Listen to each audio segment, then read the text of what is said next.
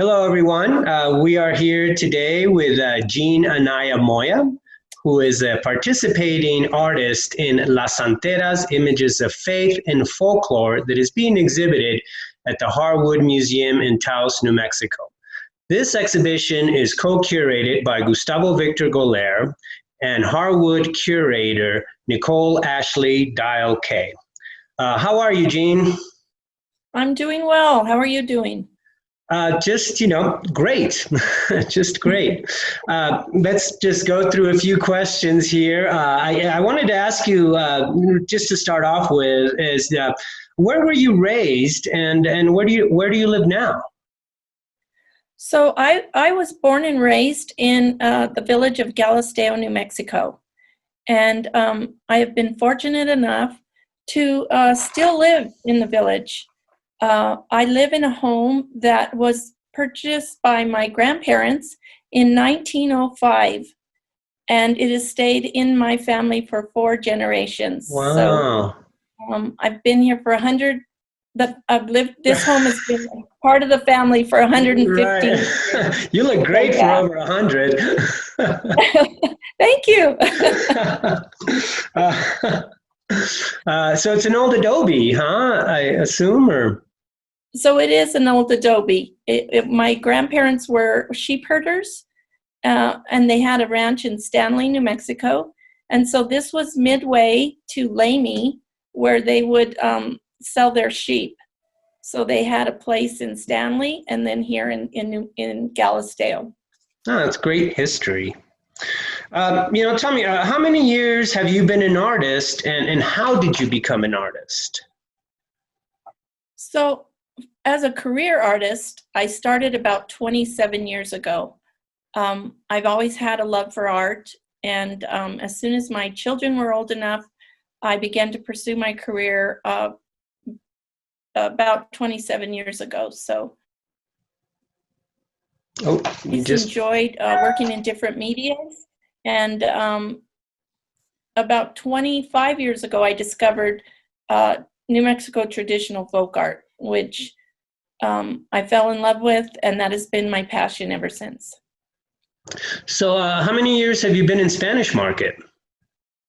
So I've been in Spanish Market 23 years. Wow. Was anyone in your family an artist? Actually, I am the first in my family to be an artist as a career. And I was inspired by many people in the village of Galisteo. Agnes Martin was someone that lived in the village, Fritz Scholder, Harmony Hammond, Wow. Woody Gwynn, just to name a few. Those are So some yeah, great names. I had quite several influences growing up here. Agnes Martin, right? I mean, she was very much a minimalist, though, right? She was, but just her painting techniques and the way that she incorporated the scale of going from different colors, being able to change different colors from like a white all the way down, very simple, but just her use of color and Sure. and the way she did her painting technique was just something that inspired me as well, even though it was very minimalist. Those are great influences to have. I can't imagine too many people were surrounded by those types of artists. I know that you cover a lot of different mediums. You're a painter, you're a carver.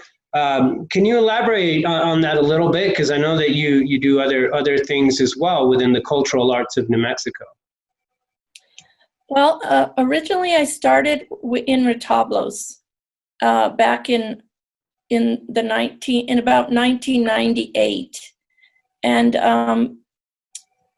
back then when I juried for Spanish Market, there was so many retablo artists that Bud Redding said, he was the director of Spanish Market, and he said, you might want to try a different media.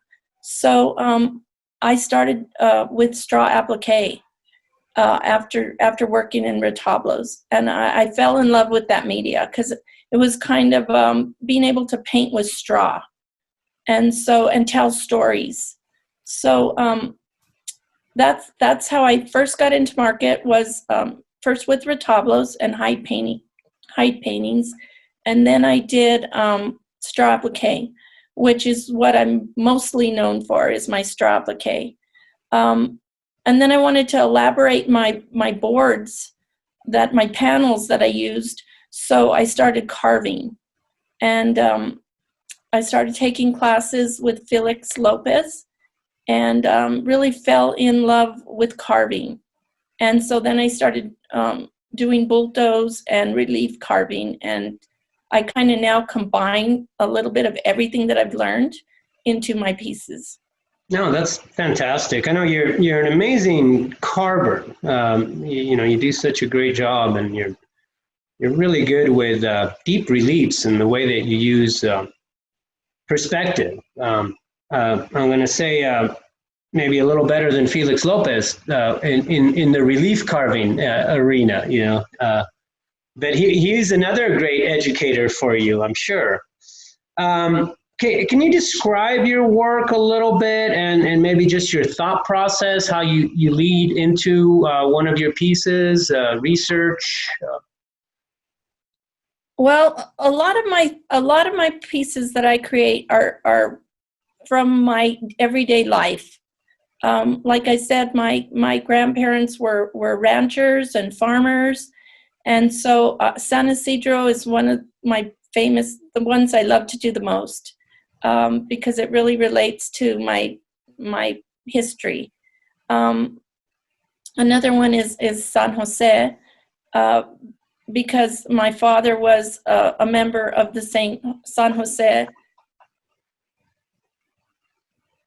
Society, and so I grew up with him participating in that event at church. And so those are kind of what inspire me. Or maybe what's going on in the world today. I will work on a piece that's a reflection of either a saint of that area, or what's happening in the world, or just what inspires me at the time. Right. Is how I start. Do you sketch your work first, or you just go directly to your medium? Most of the time, I always sketch first. I do a pencil drawing. I kind of create my panel first, or the size of what I want to do, and then I do a drawing. I sketch it all out and figure out, my perspective and my size of how I want everything to be, and then I transfer it onto my panel, and then I start from there. That's fantastic. I know I've seen you do some interesting carvings. Saint Florian, for example. Can you tell me why you would carve that particular saint and what that saint represents? So, like I said, I carve a lot about what is going on in my life, and I'm a firefighter with Santa Fe County Fire. I've been on the department for 27 years. And I am also the district chief of Galisteo. And so that's a big influence in my life. And so that's why I was inspired to do Saint Florian, and he's the patron saint of firefighters. I love that story. Do you have a memorable project or awards that you are particularly important to you? I know that you've won many awards, and you've certainly worked on a lot of different projects, but is there anything that sort of sticks out for you that you are sort of passionate about? Well, a few years ago, I won the Archbishop's Award for the piece that will be displayed in the Harwood Museum. And to me, that is an acknowledgement of your work for doing something religious, which is what the art form is about. It started as a religious base, and so to me, that was the ultimate to be acknowledged by the Archbishop for something that I have done with a religious background. And so I was overwhelmed and honored to be acknowledged by him for that piece. And it's a piece of San Isidro. Right. Now I know we'll all get to see it for the exhibition. It's a fantastic piece. But you've also won the Governor's Award, correct? And other awards outside of Spanish Market. So I have. So in 2014, I won the Governor's Award, and that was an acknowledgement of the development of my art as an artist. And so I was honored to be recognized as one of the finest Santeras in New Mexico. Yeah, that was really great. That's quite an honor. Do you consider yourself more a Santera or an artist? I consider myself, initially when I first started, I considered myself an artist.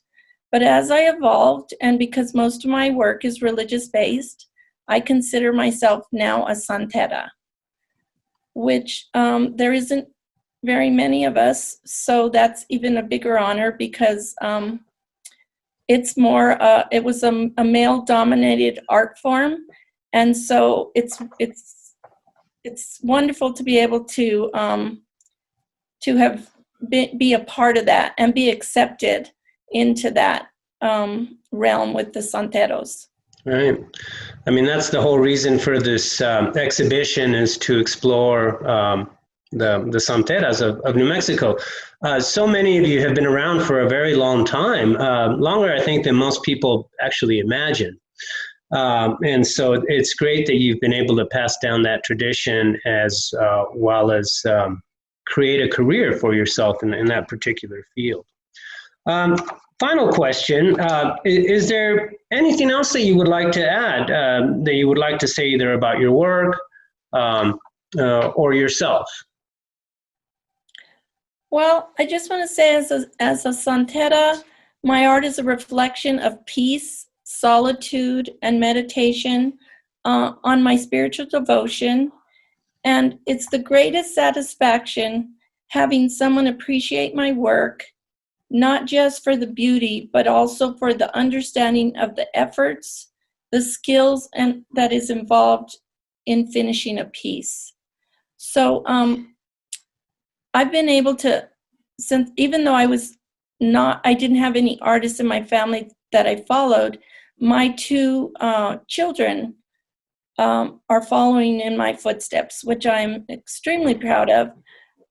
Craig Moya and Matthew Moya are both participated as youth in Spanish Market, and Craig is a very established draw applique artist as well.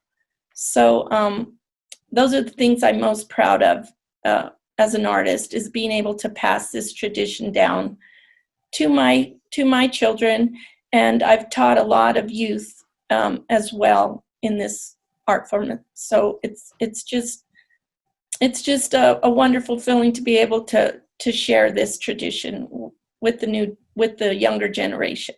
Right. I think that's sort of the job of the Santeras, and the Santeros.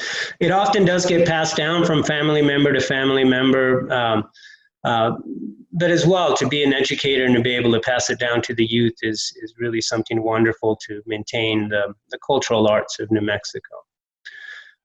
This concludes our interview, Jean. So I want to thank you so much, and we will see you at the virtual exhibition. Sounds good. Thank you so much for having me in this exhibition. I look forward to it, and I hope that many people will eventually be able to go and view this wonderful exhibition.